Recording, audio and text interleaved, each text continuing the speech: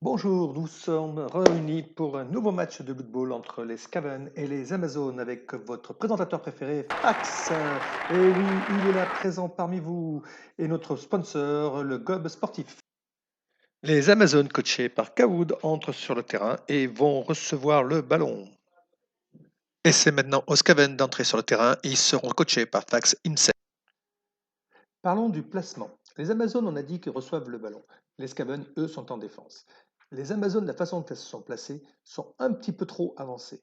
La première ligne que l'on peut constater est vraiment en attaque. Par contre, la ligne pour recevoir le ballon est mal positionnée. La bitseuse devrait être 4 cases en arrière pour pouvoir être sur le point central.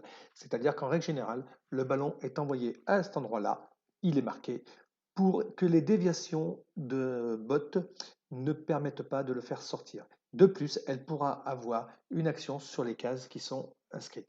Et nous voyons que les deux Amazones sont derrière, sont là pour protéger en cas de blitz. En même temps, elles pourront revenir rapidement. Donc, il faut penser que quand on reçoit le ballon, il faut toujours avoir quelqu'un en arrière, surtout quand on joue contre du Scaven qui est relativement rapide.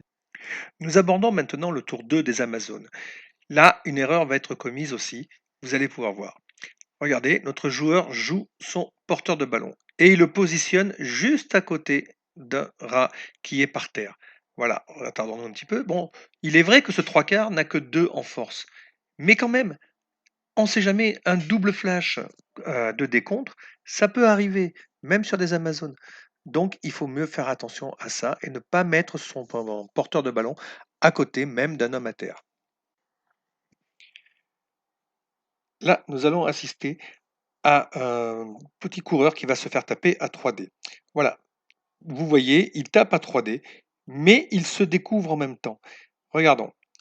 Quand regardons en arrière, voilà, tac, ici, à ce moment-là, vous voyez que le trois quarts qui est venu taper à 3D a ouvert la porte pour le blitzer qui est un petit peu, voilà, ce blitzer-là, qui va pouvoir venir taper le porteur de ballon a un dé et lui, il a bloc, le porteur de ballon n'a pas bloc, donc il y a un risque.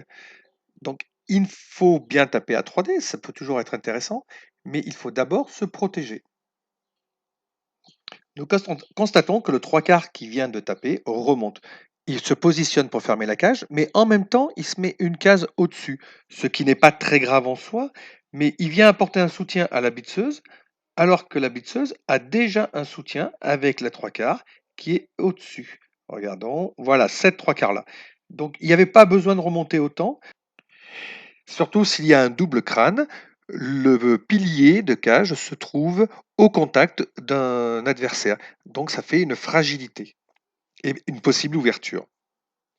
Attaquons maintenant le tour 2 des Scaven. Donc on voit que le Scaven peut aller taper le porteur, mais c'est difficile même à un dé.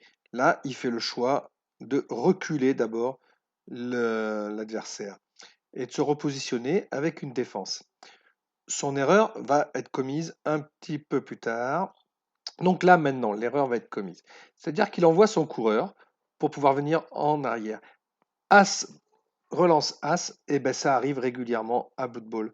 Alors que le coureur, l'autre coureur, on va attendre, voilà, ce coureur-là aurait dû être déplacé avant, puisqu'il n'avait aucun jet de dés à faire. Donc il était en sécurité. Nous passons maintenant au tour 4 des Amazones. Celle-ci commence bien, celui-ci commence bien, puisque nous avons une sortie Scaven. Par contre, la fin est quand même un peu critique. Donc là, c'est bien, il se positionne, il a fait un blitz pour aller se positionner, pour faire une nouvelle cage plus loin. Donc là, il continue tranquillement, et c'est là que ça commence à être une erreur. C'est-à-dire que son porteur de balle peut être accessible, étant donné qu'il peut être tapé dans un coin, il n'est pas au centre de la cage. Là, nous avons deux GFI pour le faire, pour réussir cette cage, ce qui est quand même risqué. Et maintenant, nous avons l'Amazon qui prend de gros risques avec une esquive 4+, une esquive 3+, pour venir se positionner et fermer cette cage, sachant que la cage, encore une fois, n'est pas fermée entièrement, puisque il est tout à fait possible pour le pilier de l'Amazon, la receveuse Amazon, là, ici, de se faire repousser et donc à un dé, et donc éventuellement on peut venir taper le porteur à. Nous passons maintenant au tour 6 des Scaven. quand on constate qu'il n'y a cette fois-ci pas de cage et que le porteur peut être frappé. Et c'est ce qui va se passer. Le Scaven se positionne pour enlever tous les soutiens et là, il tape à 2 décomptes. 2 décomptes, ce n'est pas infernal, surtout qu'il a un strip ball. Il y a 3 réussites sur les dés, ce qui nous fait une réussite de 44%. Et s'il utilise une relance, 69%. Ça a fonctionné, voilà, il se positionne. Il ne peut pas venir chercher le ballon. Par contre, maintenant, il va aller tenter sa chance d'une autre façon. Voilà, en faisant le grand tour pour venir protéger le ballon.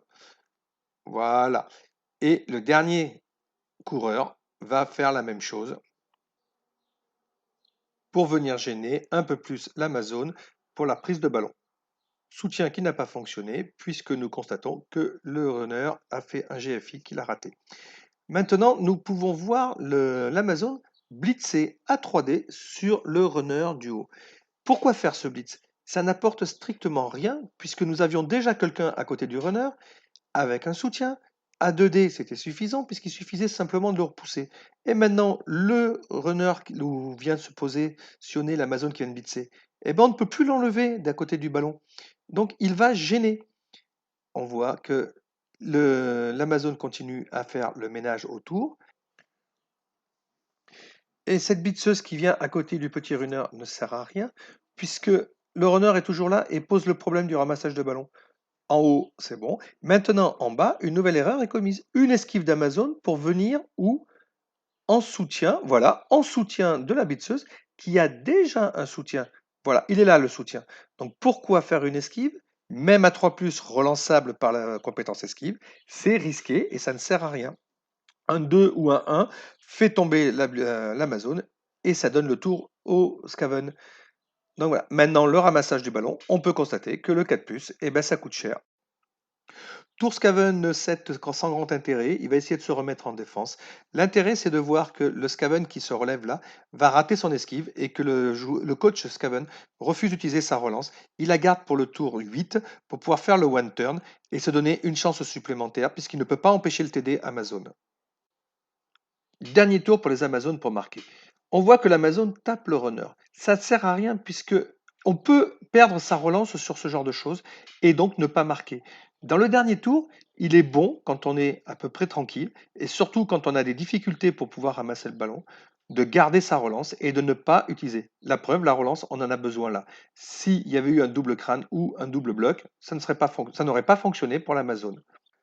Nous allons maintenant assister au one turn. Quand on joue Skaven ou quand on joue Elfe Sylvain, c'est une des premières choses qu'il faut apprendre à faire, car c'est une des armes importantes. Là, les Amazones sont en défense et on constate qu'elles protègent bien les ailes, mais ça n'a aucun apport contre le one turn, et c'est le dernier tour. Donc elles auraient dû se resserrer un petit peu plus pour essayer de faire un mur et faire éventuellement ce qu'on appelle un double rideau. Là, maintenant, vous voyez, on va blitzer dans un premier temps pour repositionner l'Amazon sur le trou.